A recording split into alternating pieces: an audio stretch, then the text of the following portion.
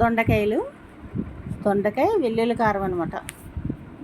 దొండకాయలు శుభ్రం కడిగేసుకొని చిన్న చిన్న ముక్కలు కట్ చేసేసుకొని మన స్టైల్లో పొడుగ్గా చిన్న చిన్న ముక్కలు కట్టి ఇలా కట్ చేసుకోండి. నేను ఈ కొన్ని కట్ చేశాను. ఆయిల్ వేసుకొని బాగా నూనెలో ఫ్రై అయిపోవాలన్నమాట. పెద్ద పెట్టుకున్న చిన్న మంట.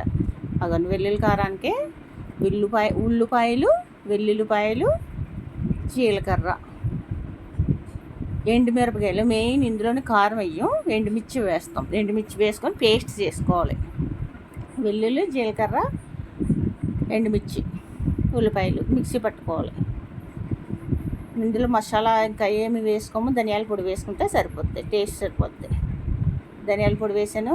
ముందు దొండకాయలు మగ్గిపోయాక ఈ పేస్ట్ వేసేసుకోవడమే. ముందు అసలు మనం పేస్ట్ కలుపుతాం కదా, ఉల్లిపాయ వేపుతాం. కాకపోతే ఈ వెల్లుల్లి కారానికి మాత్రం దొండకాయలు వేపాలి ఫస్ట్. అవి వేగాక అప్పుడు ఉల్లిపాయ పేస్ట్ వేసుకోవాలన్నమాట. ఉల్లిపాయలు, వెల్లుల్లిపాయ, జీలకర్ర, మిరపకాయల పేస్ట్ ఉంది కదా, అది వేసుకోవాలి.